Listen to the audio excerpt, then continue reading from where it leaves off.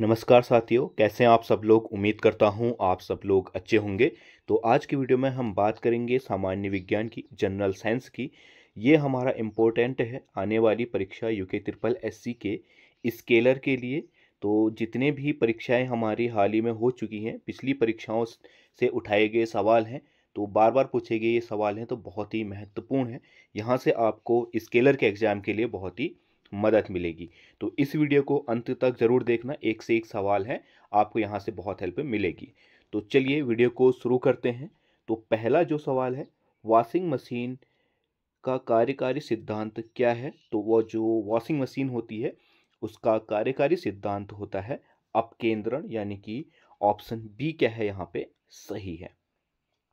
फिर है अगला, प्रकाश की गति निम्नलिखित में से किस माध्यम में न्यूनतम होगी।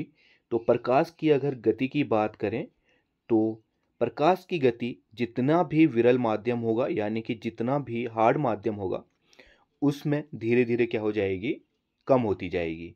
जैसे कि हमारा यहाँ पे ऑप्शन कौन सा है, डी, कांच।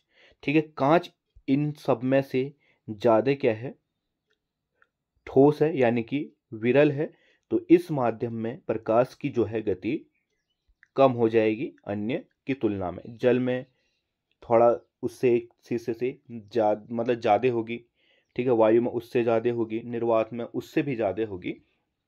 ठीक है, तो इसका सही आंसर क्या हो जाएगा, ऑप्शन डी, कांच में।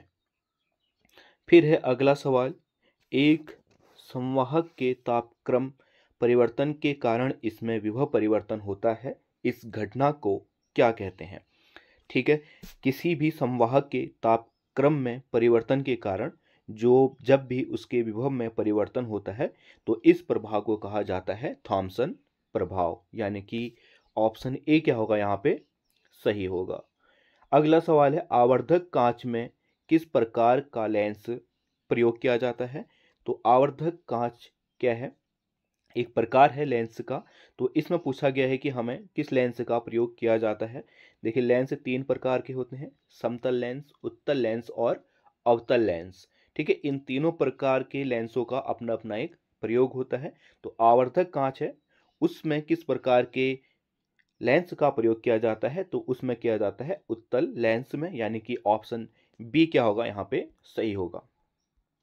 अगला सवाल है, निम्नलिखित में से सदिश राशि कौन सी है। देखिए, आपको पता होगा कि राशियां क्या होती हैं, दो प्रकार की होती है, सदिश और अदिश राशि।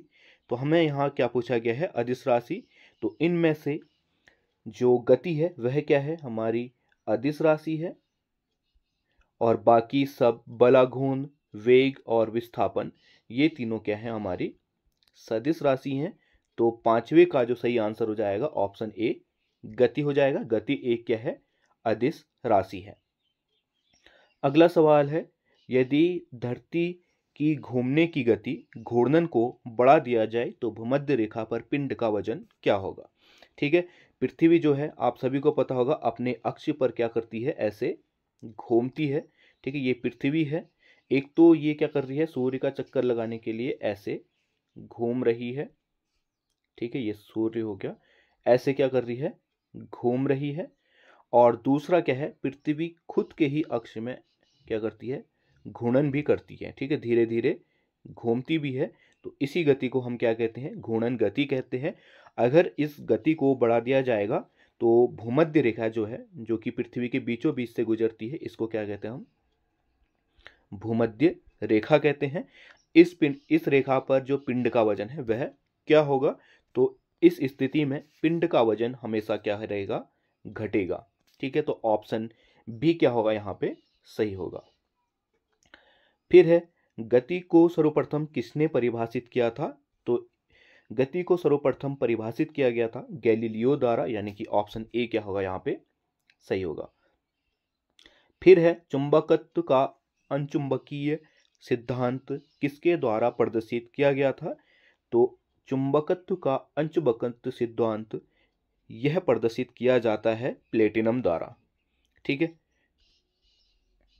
परमाणु के नाभिक में मूल कण होते हैं। तो परमाणु, जैसे कि सभी को पता है, जितने भी हमारे पृथ्वी पर पदार्थ हैं वह किससे मिलके बने हैं?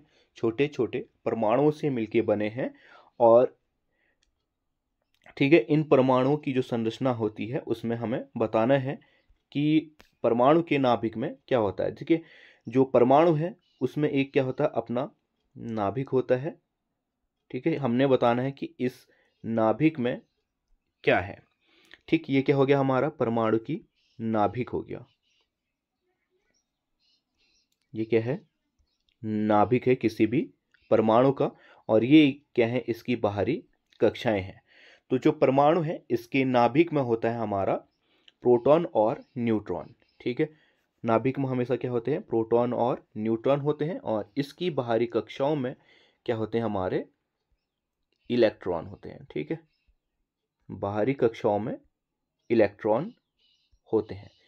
अब इसमें परमाणु संरचना में एक और सवाल बनता है कि प्रोटॉन में कौन सा आवेश होता है? जो प्रोटॉन है इसमें धनात्मक यानी कि पॉजिटिव आवेश होता है। न्यूट्रॉन में कोई आवेश नहीं होता है और इलेक्ट्रॉन में ऋणात्मक आवेश होता है। तो इस तरीके से भी सवाल बनता है कि जो न्यूट्रॉन है यानी कि इलेक्ट्रॉन है, इसमें किस प्रकार का आवेश आता है, होता है।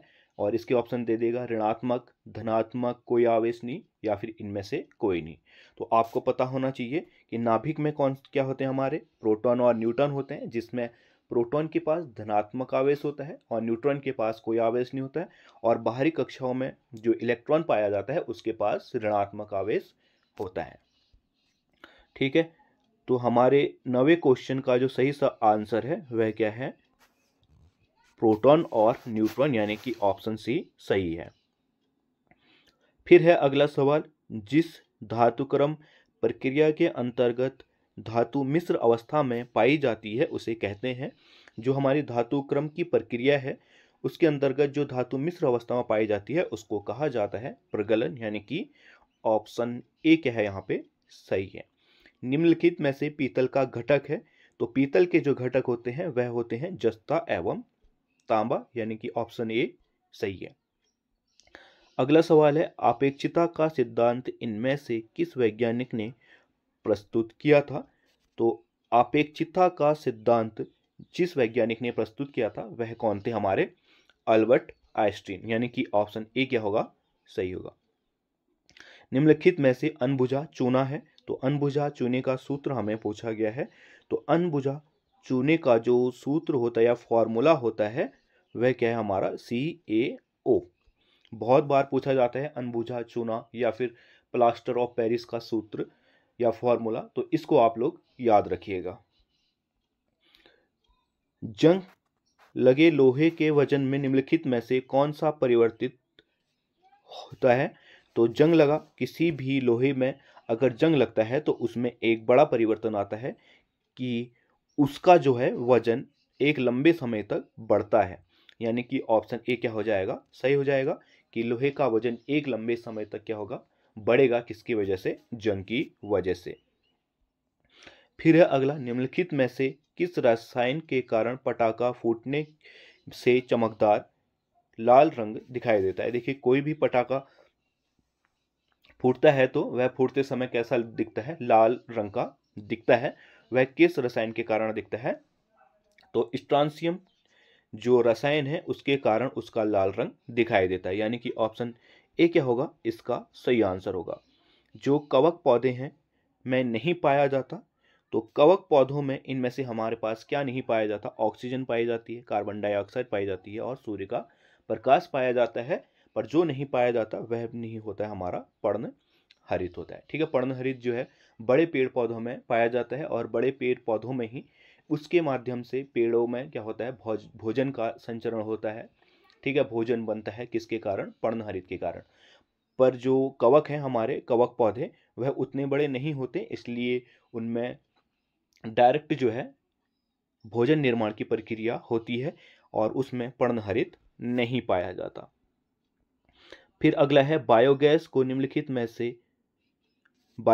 निम्नलिखित में से कौन सा अवयव प्रमुख है? तो बायोगैस का जो मुख्य अवयव है वह है हमारा मीथेन।